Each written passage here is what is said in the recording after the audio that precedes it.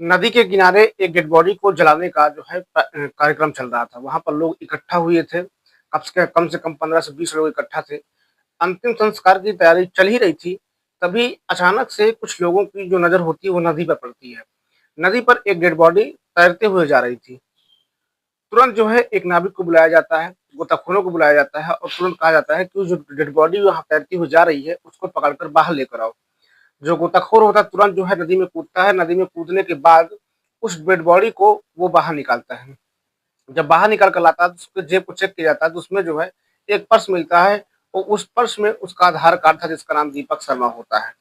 तुरंत जो है नजदीक की पुलिस को इन्फॉर्म किया जाता है। पुलिस वहां पर पहुंचती है, इसकी छानबीन करती है तो मालूम चलता है कि जिस दिन इसकी बॉडी मिली थी, मतलब आज, उसके दिन पहले यहीं से लगभग 8 से 10 किलोमीटर दूर एक औरत का अंतिम संस्कार किया जा रहा था। उस औरत का ये दामाद है।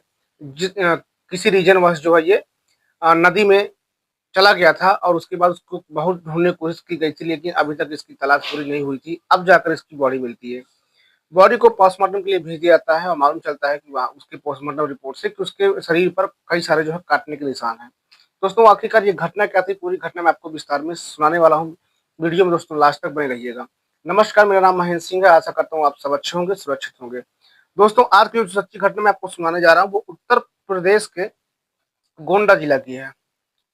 ग्रेटर नोएडा में रहने वाला दीपक शर्मा और उसकी सास उर्मिला शर्मा, उसके जो पत्नी थी जिसका नाम रेखा होता है, उसकी 4 साल की एक बेटी भी थी दीपक शर्मा की, जिसका नाम निक्की होता है।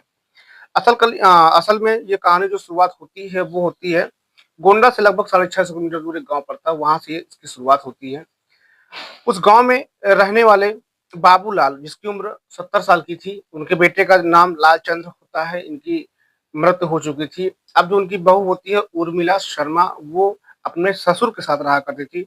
इसके आगे पीछे और कोई नहीं था। इनकी एक बेटी थी जिसका नाम रेखा होता है। रेखा की शादी लगभग नोएडा में लगभग आज से 5 साल पहले कर दी गई थी। धीरे धीरे समय गुजर रहा था। समय गुजरने के साथ साथ उर्मिला को कैंसर की बीमारी हो जाती है। कैंसर की बीमारी जब होती है और बाबूलाल जो उसके ससुर होते हैं उनके पास खेती किसानी होती है, वो अपनी खेती किसानी करते, खेतियों को बेचते, अपने जो है बहू का इलाज भी करवाया करते थे। लेकिन इसके चलते जो है कैंसर के चलते उर्मिला की मौत हो जाती है। जब उर्मिला की मौत होती है तो दीपक शर्मा को इन्फॉर्म किया जाता है, बताया जाता है कि आपकी जो सास उनकी डेथ हो गई है, मौत हो गई है। दीपक शर्मा तुरंत अपनी पत्नी रेखा को लेकर और अपनी बेटी निक्की को लेकर वहां से निकल पड़ते हैं। लगभग 650 किलोमीटर का दूरी तय करने के बाद जो है वो अपने ससुराल पहुंच जाता है। ससुराल में जो है उसकी सास के अंतिम संस्कार के लिए सरयू नदी के किनारे उसको ले जाया जाता है, डेड बॉडी को। और वहां पर जो दीपक होता है वो खूंटा गाड़ रहा था, यानी गड्ढा जो है खन करके डेड बॉडी जलाने के लिए उसकी जो चिता को सजा रहा था अपना जो रीति रिवाज तरीके से। लोग उसको समझाते हैं कि भाई आपका काम नहीं है, गांव में और भी लोग हैं जो जलाने के लिए जो है चिता को सजाया जाएगा। लेकिन जो होता है वो कहता है कि देखिए, जो मेरी सास थी वो मेरी माँ जैसी थी, मैं उनको माँ जैसे मानता था, इसमें कोई दिक्कत परेशानी नहीं है और मैं जो है चिता को सजवाने में मदद करूंगा। सभी लोग जो है चिता को सजा रहे थे, दीपक शर्मा भी सबकी मदद कर रहा था। समय कुछ बीतता है और उसके बाद जो है जो दीपक शर्मा होता है उसके हाथों में मिट्टी वगैरह लग जाती है, पैरों में, क्योंकि गड्ढा खोदा गया था। अब हाथ पैर को धुलने के लिए वो जो है पहुंचता है सरयू नदी में, जो नजदीक में नदी है।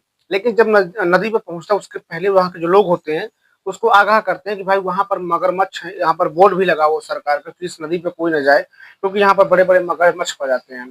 दीपक शर्मा उन सभी की बात नहीं मानता, उन सभी की बातों को इग्नोर करता है और इग्नोर करने के बाद वो हाथ धुलने के लिए नदी पर चला जाता है। जब नदी पर जाता है, जैसे ही हाथ अपना धुलने की कोशिश करता है, मगरमच्छ जो होता है एक, उसके बाहर पानी से बाहर निकलता है, उसके जबड़े को, मतलब मुंह को पूरा अपने जबड़े में भर लेता है और उसको पानी में खींच ले जाता है। तुरंत जो है गांव के जो नजदीक लोग होते हैं नाविक को बुलाते हैं, जो गोताखोर होते हैं। गोताखोर जो है वहां पर जाकर अपनी नावों में जाकर ढूंढने की कोशिश करते हैं, लेकिन उसका कोई पता नहीं चल पाता है। तुरंत पुलिस को इन्फॉर्म किया जाता है। पुलिस जो होती है वो भी आती है वहां पर, देखती है क्या मामला है।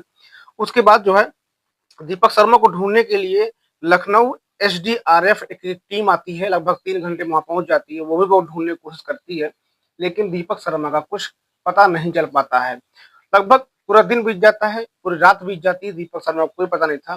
दूसरे दिन जो है वहां से जहां पर हादसा हुआ था, जहां पे मगरमच्छ दीपक शर्मा को नदी में घसीटा था, वो लगभग वहां से 8 से 10 किलोमीटर दूर कुछ लोग डेड बॉडी को जलाने के लिए नदी किनारे जाते हैं। तब देखते हैं कि वहां पर नदी में एक डेड बॉडी तैर रही है। उस डेड बॉडी को बाहर लोग निकलवाते हैं नावी की मदद से और तुरंत पुलिस को इन्फॉर्म करते हैं। जब वहाँ पुलिस पहुँचती है, देखती है कि वो दीपक शर्मा है। तुरंत जिस थाने में केस था उसको इन्फॉर्म किया जाता है। दीपक शर्मा की डेड बॉडी को जब उसके घर वालों को सौंप दिया जाता है। घर वालों का जब रो रो के पूरा बुरा हाल था कि आखिरकार सास को मुखाग्नि देने के लिए यहाँ पर दामाद आया हुआ था और सास को मुखाग्नि देने से पहले दामाद की ही जो है दर्दनाक मौत हो जाती है। दोस्तों घर वाले बिल्कुल परेशान हैरान, रो रो के उनका बुरा हाल था पत्नी का और उसकी बच्ची का। अब जो है पत्नी और उसकी बच्ची किसके सहारे अपनी जिंदगी बिताएंगे, क्योंकि न उसके पत्नी के ना पिता है ना माँ है, कोई रह नहीं गया है। साथ ही साथ दोनों को जो है एक साथ मुखाग्नि दी जाती है, सास को भी और दामाद को भी, और सरकार की तरफ से 4 लाख का मुआवजा प्रदान किया जाता है।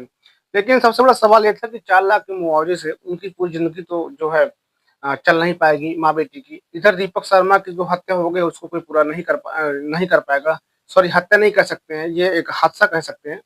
हादसे में जो उसकी मौत हो गई थी उसको कोई पूरा नहीं कर पाएगा। 4 लाख की सरकार की तरफ से मदद दी गई दोस्तों। दोस्तों इस घटना को सुनाने का उद्देश्य सिर्फ आपको जागरूक करना, सूचित करना था, ना कि किसी को दिल को ठेस पहुँचाना मेरा उद्देश्य रहता है। इस घटना को सुनकर आपकी क्या राय है कमेंट बॉक्स में ज़रूर बताइएगा।